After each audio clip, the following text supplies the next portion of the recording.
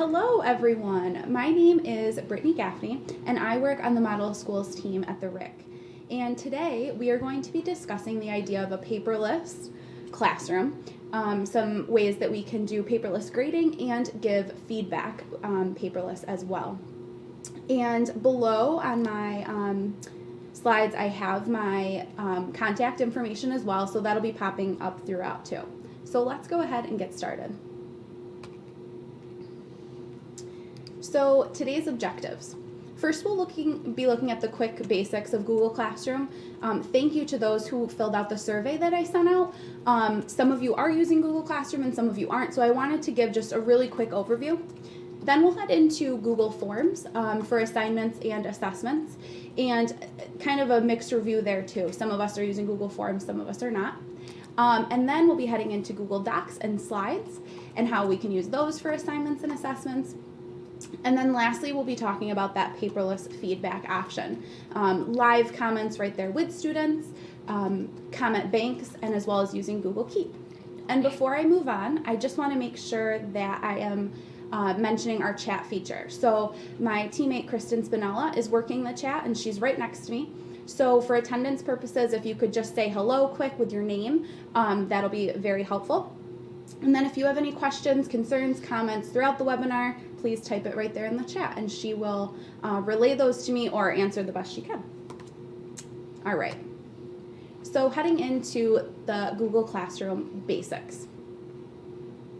So this whole slide presentation, by the way, is in the description code underneath the link that you got here on YouTube. So you can use this anytime. To look back to as a reference for you. You don't have to open it now, we'll be going through it, but just so you can kind of see the same things later on. So on the left-hand side, I gave you the steps to create a Google Classroom. It is very, very simple. And then step 2 is creating content. I'm going to switch so you can see my screen live.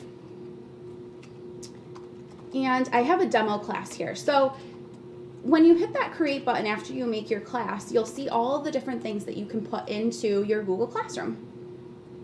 So we see our stream here, and then across the top, classwork, that's my favorite tab. This is where everything lives in a somewhat organized way. And up here is the create button. So we can make assignments, we can make a quiz assignment, questions, materials, we can reuse posts and topic. We're gonna work from the bottom up. So if you create a topic, that is going to look like the topic that I've created here, paperless classroom. So it's going to be that header that really keeps you organized. Reuse post is really awesome for those of you that might be teaching multiple sections within a year, or even to copy post to the next year. So you're teaching that same section, but you want to reuse that post. It's a time saver. So you can click into the class where you would want to reuse a post from and just copy it over. All of your students' information is gone, all of the grades attached to it are gone. It'll be a fresh assignment, but with all of those materials that you would need. Then if we move on to question, this is kind of a cool newer feature if you haven't used it. So to create a question, you just simply ask it here. You can give some instructions. Grading is all the same, but you can decide whether you want to leave a short answer or a multiple choice question. So I picture these as being really awesome as like a bell ringer or an exit ticket, or just to get the conversation started in your classroom. So, and you can see here, you can toggle whether students can reply to each other. So sometimes you don't want that feature, sometimes you do. And then you can toggle on and off if you want students to edit the answer too. Which again, if it's more of like a exit ticket, you might not want them to really edit their answer. You want to see what their thoughts are right out the gate. Then we have a quiz assignment. Now this one automatically gives you a Google form, which we'll get into a little bit later. So as a teacher, I never used this quiz assignment function. I attached my Google form in a different way, but you can start here and it gives you a quiz template already. Pretty simple, straightforward there. And lastly, assignment. So this is where you can attach anything that you want the students to work on. So if I attach a Google Drive document that I want them to edit and work on, this is kind of the most important button down here. So you want to make sure that you're making a copy for each student. So that will make it so you do not have other students editing the same document all at once. So this is really what you might use for the majority of the assignments that you're posting in your classroom. You want the students to be able to edit and hand in to you without anyone else touching their assignment. Just a quick little overview of what you can create there. I think I missed the material one. This is just really helpful for anything you want the students just to view. So whether it's an article or maybe a class syllabus, anything you just want them to look at later. Class notes even to study on the go, that's a helpful place to look. All right, let's head back to our presentation here. So after you go ahead and create and look at what content you can kind of make it into, you'll want to start creating that content in your own Google Drive. So that's really important. Any templates that you want to make for students, a doc, a slide, a form, they have to live in your own Google Drive first, and then you attach it here. So this is where you upload and create the specifics of your content. So I created a little screenshot for you there. And in today's webinar, we're going to discuss different things that you can upload as assignments for doc slides and forms. So let's get into it. Google Forms in quiz mode. I'm going to show you the Google form that I sent out to all of you because you've obviously seen it before and I think it's a good place to start. So when you have a Google form, this was not in quiz mode for you all, it was more of just a survey, but in order to make it into a quiz, you want to go to the Settings tab. And over at the top where it says quizzes, you want to make sure that you're making this a quiz. So that's going to unlock the grading features and most importantly, the feedback feature. So making a Google form into a quiz is pretty simple, and we'll go through those steps pretty quickly, but what I wanted to highlight today was that feedback option. So when you go through, and it's a quiz, any question that you create, so this was a multiple choice question that I created for you, and you click the answer key button, this magical blue little tab opens and it's add answer feedback. So this part is really awesome. After the students take the quiz and they view their score, they'll be able to see feedback that you gave them for each question. So you could enter anything here. If they got the question wrong, you could enter a link that sent them to a how-to video or a link to another assignment where you kind of already explained how to get the answer that they did get wrong. And for correct answers, you could add some positive reinforcement like awesome job, keep going, or here's the next step, here's a challenge. So again, you can add links, and there's that little link button there, or a video too. So I think this option is really nice, and as a teacher, I definitely underutilize this. And I'll be honest, I didn't realize it was even there. So this is kind of a nice feature in Google Forms because at first they can be a little bit rigid and you feel like you only have so many options, but I think this feedback portion adds a little bit of personalization to your class. How are we doing so far? Good. Somebody just asked if you could save a Google form and come back to it. Yes, good answer. So good question, I should say. Everything saves automatically. So if you look at the top of my screen, all changes are saved in Google Drive.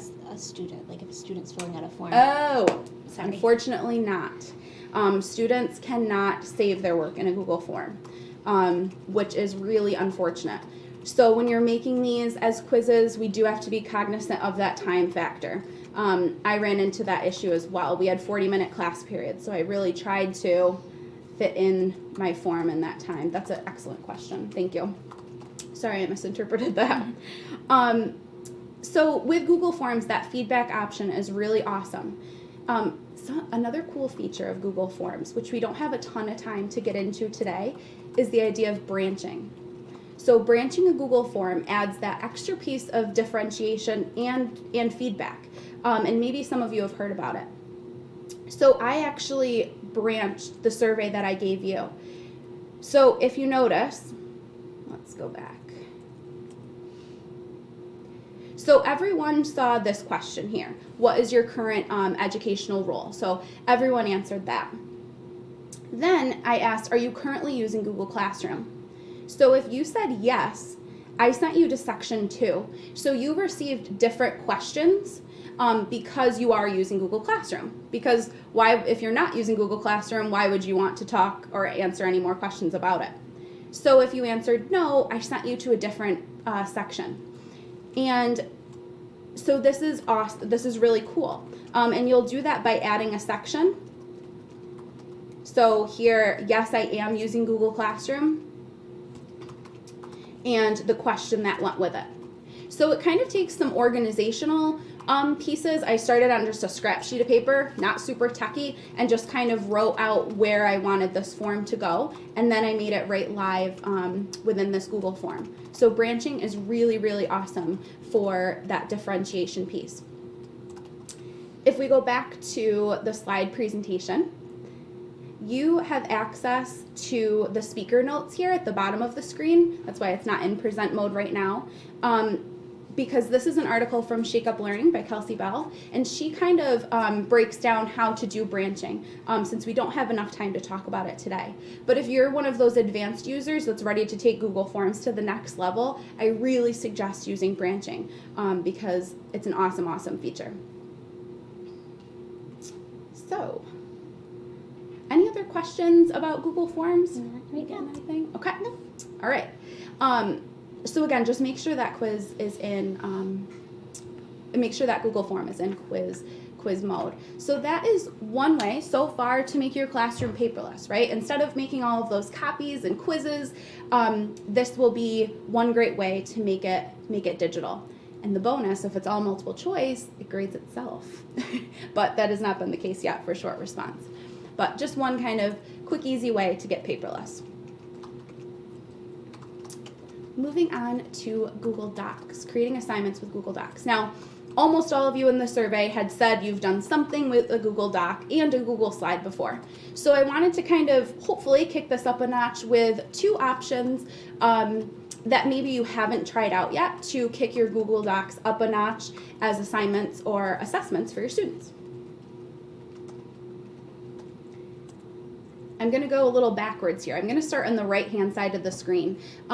Obviously, Google Docs are great for writing activities, right? It's a blank sheet of paper. But some features that I love of Google Docs, which are somewhat basic if you're used to Google Docs, are the all changes saved in Drive. So that is a clickable link and will take you to the revision history of all of your students' work. So this is especially awesome for those writing assignments, right? We picture writing as drafts, right? Draft upon draft. They're all saved in their folders, and then we have to kind of look or ask to see their drafts. If we're using Google Docs, that not only saves paper, but we can see every last change to a student's Google Doc. So if you're a writing teacher, this is a really awesome feature because you can literally see the students' minds working in real time, right? What they decided to change, why, what they expanded on, and that will make really great conferences. Now, the coolest part of a Google Doc, which hopefully is kicking this up a notch for you, are hyperdocs. Recently, I attended NiceGate with my colleague, and we went to a whole training on hyperdocs, and we were just blown away and loving them. So I want to pass this on to you. I call them interactive worksheets, but I think that is selling it short of what a hyperdoc can be. So this is a clickable link. So when you're viewing this slideshow, maybe on your own time or want to go in and try it out, you can click and get a copy of this for yourself and turn it into whatever you'd like it to be. But let's take a look.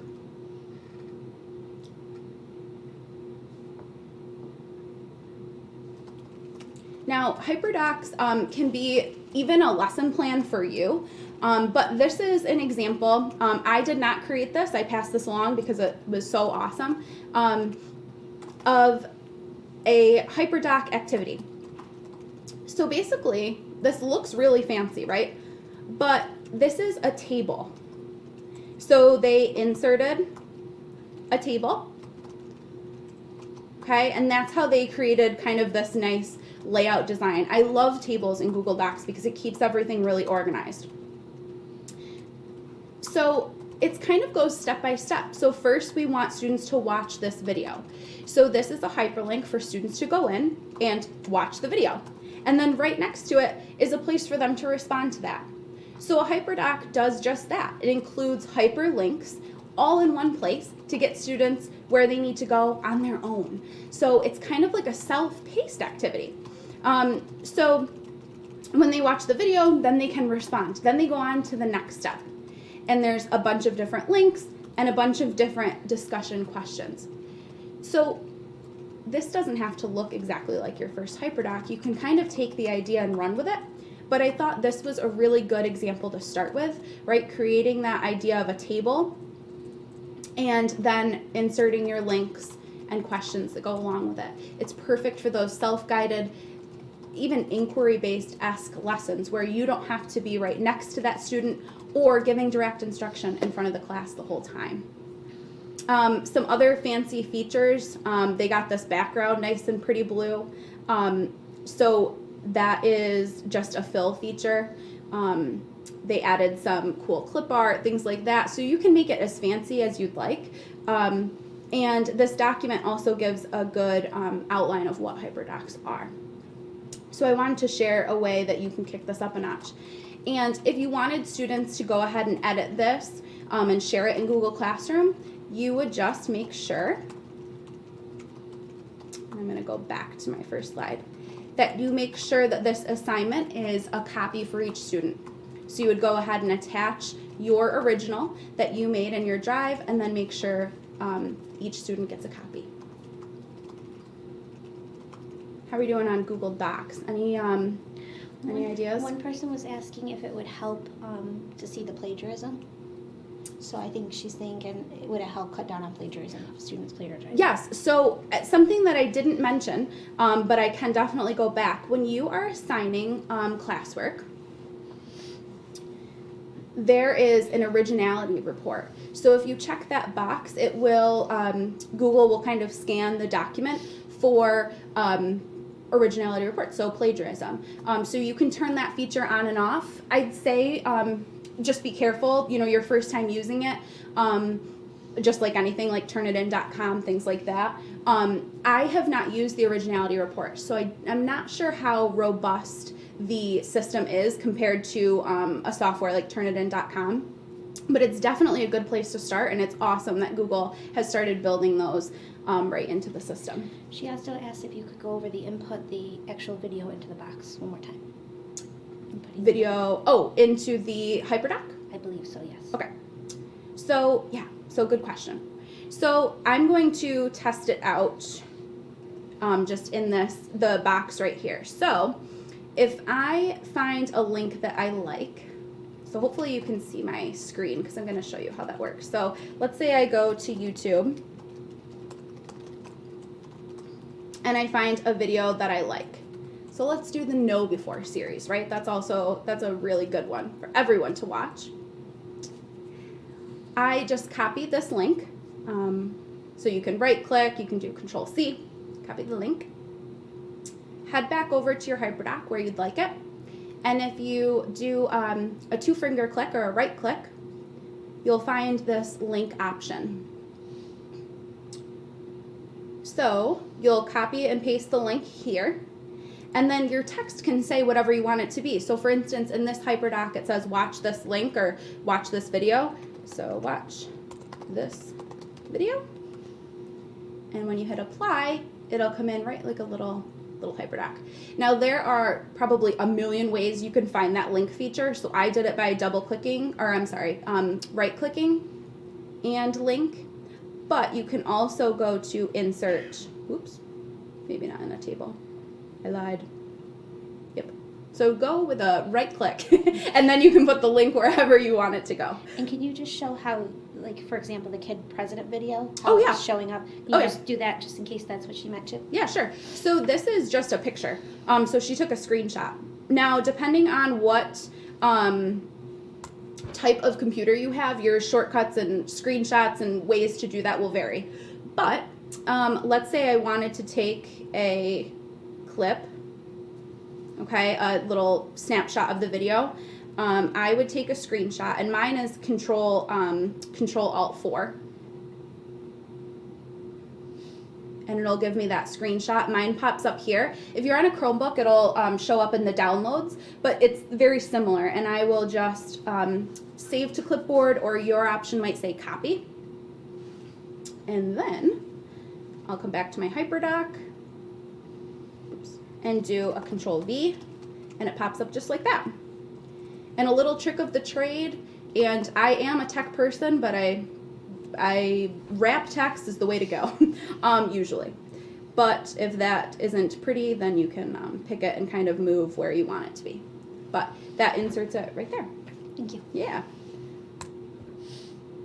So HyperDocs are definitely something that is a little bit newer, and maybe some of you are doing this on your own, like a self-guided. This reminds me of, oh gosh, Kristen, help me out. Like the WebQuest, right? Yes. Like where you would give links to students and they would send and do things like that. But I think this takes WebQuest to a more organized level. So if you're familiar with them, this is kind of a way of making it a little bit more user friendly and better presentation of the content. All right, let's head back. Okay, so those are some ways that we can fancy up Google Docs or use some features that we might not always think to use as helpful in the classroom. And a really good way to make our classroom paperless, right? Taking a project and putting it all on one screen. And it's also really organized for students.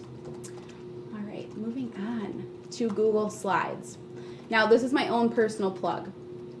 I use Google Slides much more for organizing my content delivered to students, even some of those interactive features, more than Google Docs. And I'll show you why as we head through. So, a few things about Google Slides. So they're not just for your basic presentations anymore, right? Where a lot of us are used to PowerPoint, we stand up in the front of the room, we click, click, click, and that's our presentation, and then the kids go off and do what they need. Google Slides can now be made into a really awesome interactive feature. And there are some new features. So Google Slides came out with inserting audio into a slide. Now, at first, that may not seem like the biggest deal in the world, but it is. So being able for students to hear your own personalized commentary. So if you're a math teacher and you have a picture of a sample problem, it can be your voice walking through those steps. This is also great for students who have any modifications on their IEPs for things being read aloud to them, whether it's directions or whole pieces of text. You could have anything there and insert that little audio clip, and that will be an awesome way to accommodate those students. As long as they have headphones, they're good to go. And obviously, students can use this too, right? Google Docs and Google Slides and Google in general aren't just made for teachers to be making and creating, right? We want students to make and create too. So why not have them create this amazing slide deck with their own voices and commentary, or maybe even a book talk, right? We can use this audio tool for so many things. Now, I hesitated to share with you different ways you could record audio because depending on what kind of device you have, it looks a lot different. But just to kind of verbally give you some ideas, depending on what tools you have on your computer, the audio feature, recording audio, might be already built in. And one app that I like to use, it's a Chrome extension, it's called Screencastify. You can record audio as well. So just some things to look into there. But if you look a little bit deeper on the computer that you're using, some of them have built-in audio recorder features to use there. Can you do me a favor? Mm-hmm. We had a teacher ask if there's a way that you can lock the text and fill in a blank without the students moving for like study guides. Oh, So yeah. I was saying in Google Slides how you can set a master slide as a background. would you just, Yeah. I know it's off topic from what Yeah, you're no. talking about right now, but if you could just hop in there and just show them how to do that. Yeah, quickly. totally. Yeah. Thanks. Okay. So let's go into, and actually I'll do it right in front of you within this slide. Why not, right? I might not have a pretty, something like to, I just as wanted- a backdrop, yeah. but yeah, I'll At least show they you can see the the general master. idea. Yeah. Okay. So I'm going to go ahead and add a new slide. And this is also awesome because what I'm doing right now is live time. So obviously you're on the webinar, so you're viewing me live time. But also if you were just on this slide, you will be able to see me working through. Okay, so we want to set a background image here. So choose an image. So let's say in my Google Drive, oh no, okay, let me work backwards here. All right, so let's pretend this was a fill in the blank, right? I would want to take a screenshot because I want this to be, it's going to look like a picture, so that way it's set officially as the background. I'm gonna save this to my desktop because it needs to be transferred into my drive. So you would, if you had a worksheet or a study guide that you really liked, you would want to take a screenshot of that and upload it that way. So once I have my picture, I'm gonna go into my drive and whichever folder you want it to be in, and you can just click and drag pictures right in there.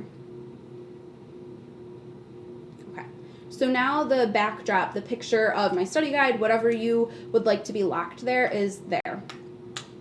So now I can go back to my slide presentation and I'm going to, click background, choose an image, and I'm going to pick it from my Google Drive, or I could have also uploaded it right from my computer. So this upload option will give me my desktop. So we can do it either way. But that drive option is there too, so if you already have it, a JPEG saved. Okay, so now this becomes the background of my slide.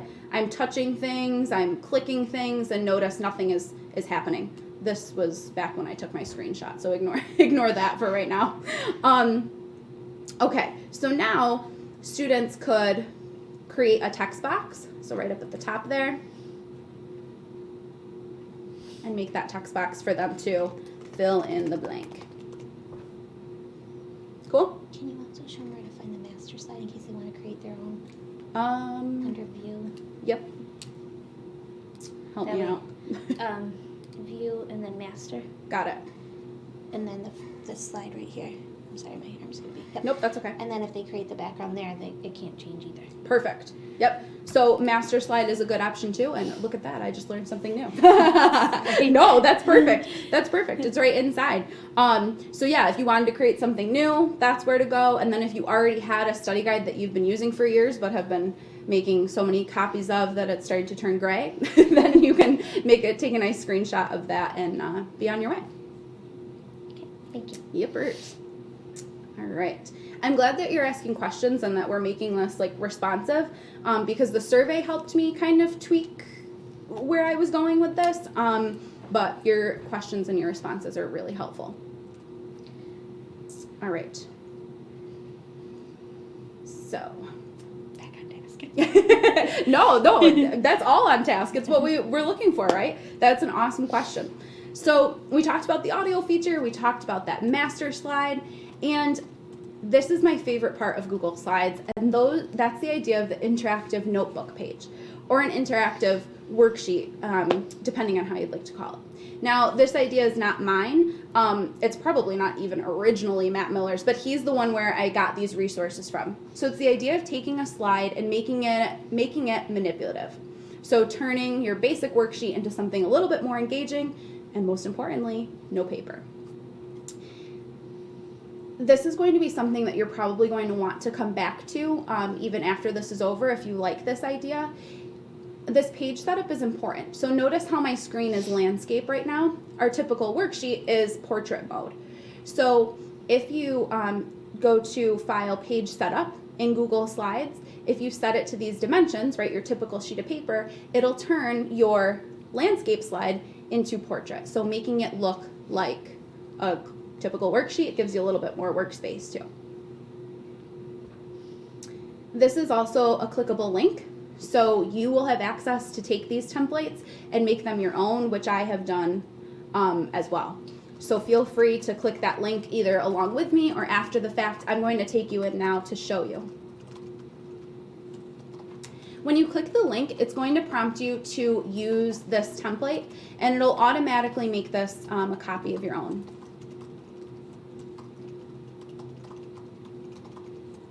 Momentarily. Okay, so now this is your own master slide. So if you want to share this with students, again, you're going to have to go to create assignment, right, and then attach from your Google Drive whatever notebook slide you pick, and then make sure that your students each have their own copy. But this would be kind of how you would make your template and your original idea. So there are so many different options here, and I'm going to let you go scroll through. But something that I like is the movability. So this is just basic sorting. So these are text boxes, and on the outside of all of this blank space, we have our vocabulary words. So you can click and drag. Now this template is awesome because it's editable. So if you love this, you could take it and just type in your own vocabulary word. Right, and then in your box you would maybe call this teaching, right, as your sorting activity. So if you love this, great. But if you want to make this on your own, if you're not really loving the way this is set up, these are just all text boxes. So your text box feature is right here, and they of course made it fancy and changed the backgrounds and all that, so we can fill it. Okay. And we would write vocab word, change the font, all that good stuff.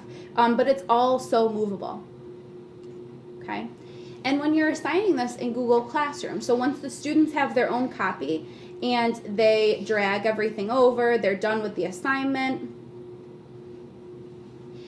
When you assign this in Google Classroom, the students will have that turn in button up here. We don't see it now because we're technically, the teacher looking at it, but the students will have that turn in feature. So when they've sorted it and the activity is complete, you're going to see the completed version. You can then look at it and score it accordingly. So that is really, really awesome. And just to kind of scroll through, they have really cool comic strips, lab reports, coordinate planes, so even math, right?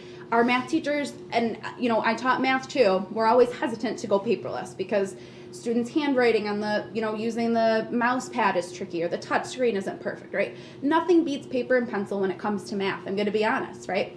But there are some options and maybe some units where you could make it paperless. And this is one awesome example with the coordinate grid. So just kind of a shape there, clicking and dragging. There's a music teacher on here too, and it's Oh, nice yeah. to put the music notes where the students can insert them. Exactly. As well. Yep. So any, this is totally manipulative. So yeah, any subject you could really take this to the next level. Perfect. Any questions on the interactive slides? Not on this part. Or interactive notebook? Okay. And again, this they must have either made this a master slide, because notice I can't move this, or maybe they took a screenshot of a grid. Same thing, and just kind of locked it down. But when we set it to that portrait mode, we have all of this nice workspace here on the side. All right.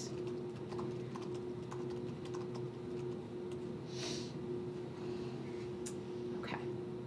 Moving on to our final portion of today's webinar. So now we have all of this great content, right? All of these assignments made, whether it's an interactive notebook page or a hyperdoc, or maybe we just have directions for an essay assignment, right, in our Google Doc. Now we're ready to give some feedback. We all know that feedback can be pretty stressful, right? And we maybe feel like him typing away, trying to make everything personalized the best that we can. And maybe you're a high school teacher and you have 100 or more students that you're trying to give feedback to. It can be a lot.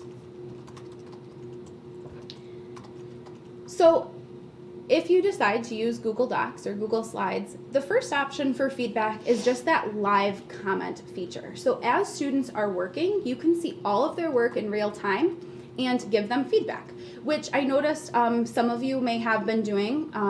In the survey, you told me that you were just leaving comments, which is a great place to start. And I don't know about your students, but when I would leave live comments, like if they were all working on an essay and I had my computer and was walking around and typing instead of, pulling up next to a student and talking one-on-one, the kids loved to see my little avatar pop up on their screen and like, ooh, Mrs. Gaffney's watching, right? And see those comments. So this is an awesome place to start. And if you want to be fast with it, I included a little keyboard shortcut to get those comment boxes up. Now, I want to show you a little side-by-side if you're not familiar with the comment feature at all. So this is my teacher view right now. And I have my essay template assigned. So I'm going to go ahead and click assigned. So I see my students. Now, Test Student 2 and Test Student 3, they're grayed out because they haven't been working on it. But this test student here has been, and you can kind of see a little JPEG of his screen. So I'm going to, oopsies, pull up two screens here. So on the left-hand side is my teacher view here, and on the right-hand side is my student view. So as a teacher, I can go in to my test student that's working right now, and I'm the student, so I'm going to go ahead and open. And I see, as a student, my teacher's avatar there, and I can go in, highlight the text that maybe I want them to look at, and leave a comment live and say, keep working. And it pops up right on that student screen, which is pretty awesome. Nothing beats that live, quick, instant feedback, right? We know that it's important. We want to give it live. So that's the first kind of easier, simpler way to get started with feedback. Now, here's kind of the big one. I don't know about you, but when I taught writing or gave any assignment, it seemed like there was a trend, right? And we felt like we were saying or typing maybe the same comments over and over again. Now, usually that leads us to believe maybe we need to reteach, but we're not talking about that today. We're just talking about feedback in general, okay?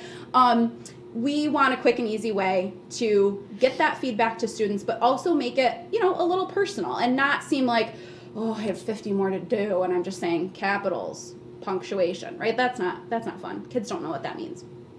So we can use the comment bank feature or Google Keep. So I'm going to show you two different options. So I'm going to go back to my teacher view. Now, again, this comment bank feature will only be available to you if you're assigning something in Google Classroom. So when you go to look at students' work in Google Classroom, you'll see this little icon here with the little flag, and that is comment bank. So you could click this, and I have a couple in here right now.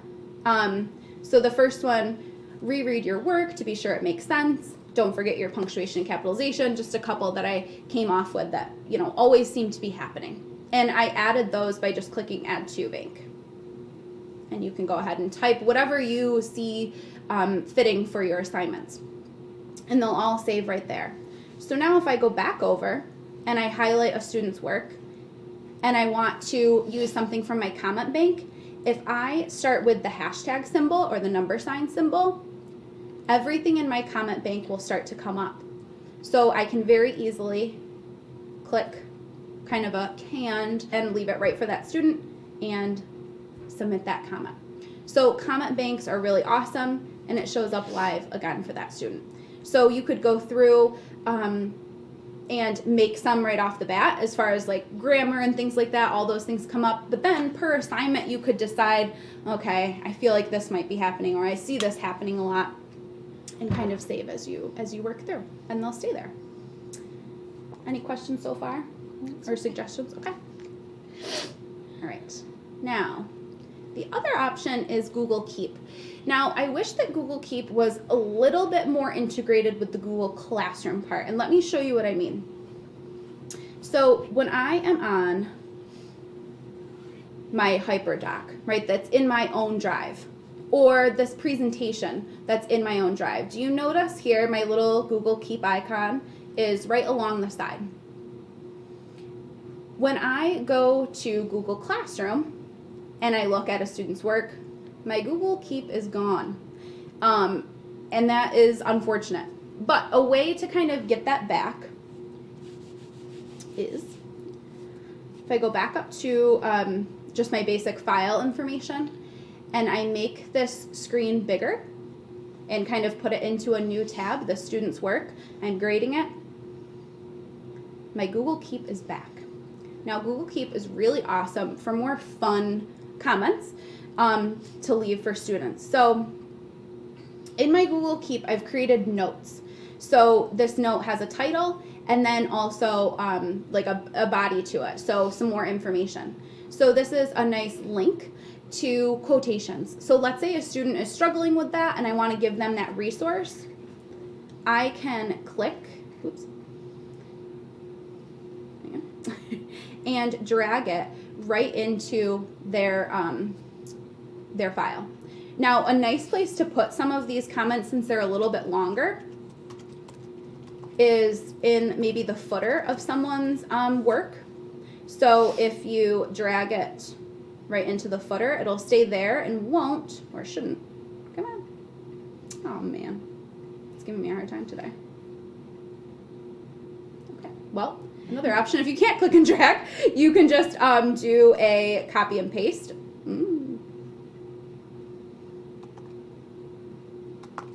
Into the footer. So it doesn't mess up a student's formatting, but that comment is still there from you. And you can also copy and paste that into the comments as well. Now, another piece, I made like a quick little ACE short answer checklist. So this might be for me as a teacher. So as I'm grading, I can look through and say, okay, did they answer the question? Did they cite their evidence?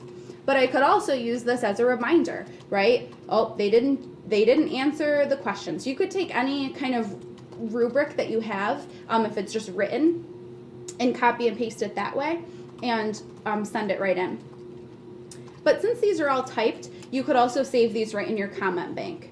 The cool part about Google Keep are these down here. So you can enter little GIFs to a student's work. And I had mentioned Bitmojis in the survey, but not many of you seem to either use them or maybe like them, so I'm gonna skip that. But GIFs are cool, hopefully you use them. So you can drag them right in. So just some positive reinforcement, something fun.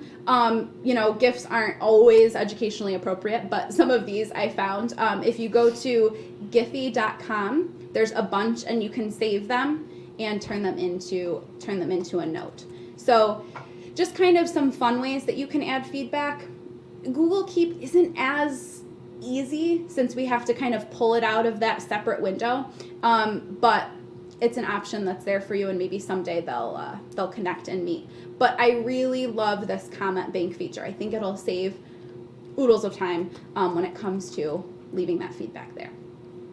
Can you just show how to create a note just in case there's somebody that's never used Google Google Keep before? Yeah. So when I have I'm just checking the time too because I have a few other things. But Sorry. No, not at all. Google Keep is pretty simple. So this icon will be anywhere in your personal or obviously your school account. So those show up for anyone. So when I go to this little sidebar, I'm going to click again this open in new tab because it's going to bring me to the Google Keep kind of base where all of this lives. So take a note. You can give it a title. For my GIFs, you'll notice I do not have a title because I just want it to be that picture there. But here I have titles, the body of my note, and then to get the GIF, you would do add an image.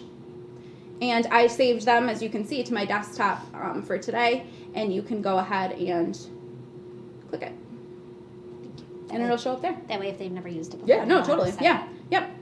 So it's really easy. I also labeled them so to keep it organized. So along the side, if I just wanted to look for my positive reinforcement notes, they're all there. And there are my Bitmojis. I just love Bitmojis, but anywho, you could do the same thing with those too, okay? All right. So Moving on. here we go. Google Keep. Okay. So we're doing pretty good on time. The last thing that I wanted to talk about was the idea of grading with rubrics. So it's really easy in classroom, you know, it's out of 100, or if you grade 1 through 4, you can change that total right along the way. But sometimes we need more, right? We need a rubric. And there have been various Google extensions for rubrics, and maybe you've played with them in the past. But when I went to pull up some for this webinar, it seemed like those were starting to be removed. And I think it's because Google has a rubric in beta right now. So not all districts have this with them. So if you do, awesome, experiment with it and play with it. We do not here, so I wasn't able to pull that up and show you. But I do want to show you a backup plan because I feel like most of you probably don't have the Google Classroom beta rubric just yet. But know that it's coming, and it will be really awesome, I would assume, when it gets here. So a few different ways for rubrics that I've used in the past, and in the comments, if you have a better, easier idea, please share it with the folks in the comment box, because I think this is where Classroom tends to fall a little bit short, right? That personalized feedback of what we're doing in our classroom. So this is a way that I kind of worked around that. So you can do it one of two ways, but I'll show you the first way. So in my Google Drive, my own personal, Google Drive, I created my rubric here. So this is just a table, right? And then you can label it as you need. Now you can do this one of two ways. You could leave this like it is, right? Obviously put your real rubric and all of your credentials in there, but leave it just plain as a template. Or you'll notice on my students' essay piece, I copy and pasted that rubric there. So as a teacher, when I went to assign it, I put the directions, but I also copy and pasted that rubric that I made within their essay. So when a student received it, they saw the direction and then the rubric right off the bat. So they knew what they were expecting from me. So it's all on that same page. So now again, if you notice, right, when the student goes to turn this into me, I'm going to see their rubric. Now this is also, you can kind of kick it up a notch with that whole self-assessment idea. The student can go ahead and comment and say, I think I am a 4 because, right? And then I can go in with my own ideas, right? But this whole idea of self-assessment is really important, and things, that are really good life skills. So when it's embedded in that document, that's one way to look at it. Now another way is in Classroom. Hang on, so many tabs here. When I went to assign this, okay, I created it and I attached, so my essay template with my directions, and obviously if I attach this rubric template separately, then I would delete it from their essay template. But you can do it two ways. You could include it right in that template piece, or attach the rubric as a separate piece. So they could open it up and they could do still the same self-assessment. It's just a separate document. So it's really whatever works for you and what you like to see. I also love the highlight feature. So whenever you're using a rubric, you could fill the background, right? To say, this is where you fell, and then you can add your own comments of, why. So this is kind of a way that I've worked around the rubric. It was kind of an easy way to make it personalized and exactly what I was looking for. Of course, grading on a rubric is time consuming, whether you're using paper, right, or online. Let's just face it. But I think this is nice, especially for the students to have access to it too. So that kind of takes the less personalized way of grading and makes it a little bit more personalized with your own rubric. Now, something that I did here in the survey was this feedback pitfall. right? How can I get my students to go back and actually read the comments that I leave them? Now, if students have access to email, which I know in my district that I worked in previously, they didn't. But if they do, they get a notification when you comment on their work. So they would get that in their email. But we know that feedback is important, right? That's what the webinar is about. And that's what we're really looking for. And we know that our students really internalize that feedback when we give it to them. But when it's digital, they have to kind of be forced to go back and look at it.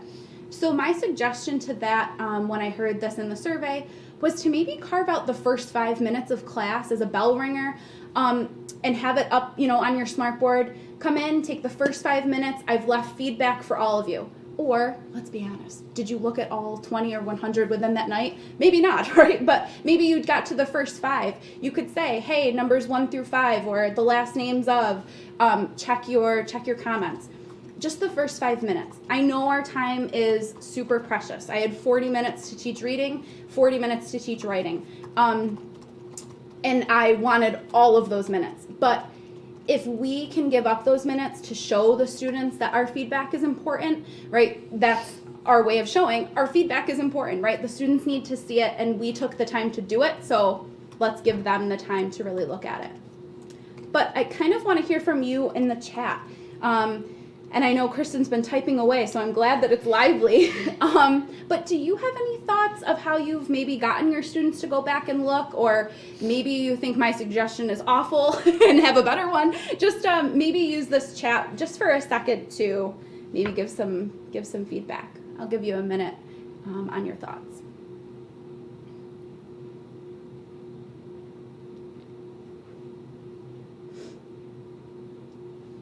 Do you have any questions too while we're waiting? Anything come up? And there is a lag, so you can start again. Oh, okay, right. I forgot that. Okay. Just so you're not. Yes. Wait, okay. Too long. All right. So this is important and really honestly new to me as I was developing this and was working more with Google Classroom. I'm going to read this like a public service announcement. If a student has turned in an assignment, so in Google Classroom, they hit that turn in button, and you've left comments on their physical document you're working through, they will not be able to see any comments that you've ever left them until you hit that return button. And again, it's just like having a stack of papers in your grading bag that are done, but you haven't given them back to the students. It's the same in Google Classroom. So if you've left comments even while they were working live 2 weeks ago, once they turn that document in, they won't be able to see any of the comments. It's like they never happened. So just something to be aware of. I don't think it's necessarily a bad thing, but just know that those comments along the side, so whether it's from a comment bank or the live comments, they won't be able to see them until you hit that return button when it's graded. They will, however, be able to see any private comments you leave. And judging from the survey, if you've been leaving comments and working with Classroom, you know where those live. I'll show you really fast where they live, the private comments. Okay. So when I'm on a student's piece of work, I can leave a private comment right here, and they can see it no matter whether it's turned in, not turned in, returned, yada yada. And you can also come in here and grade from this.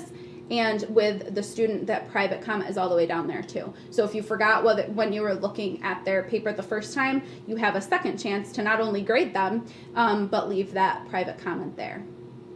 And while I'm here, I don't think I mentioned, you can change the total of the point value back in the instructions. So when it defaults to 100 points, so if you go to assign it and you're like, oh, darn it, it's not worth 100, I grade out of a 4-point rubric.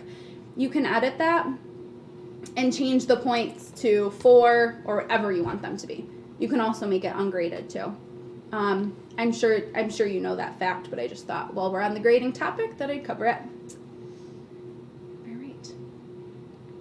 So were there any awesome suggestions that I should share out or thoughts? Chris said that some teachers make student replies part of their overall assessment grade. That's a great idea. So student replies to a teacher teacher's comment that's part of their grade. That's a great idea. I love that idea. And that kind of gets that conversation going. So it's not just them, reading it to show they internalized it. I think that's an awesome idea. And Jack just said that getting students to read feedback has become part of one's instructional routine directly in class. Yep. And self-starting students would be more inclined to read feedback as homework. Oh yes, totally.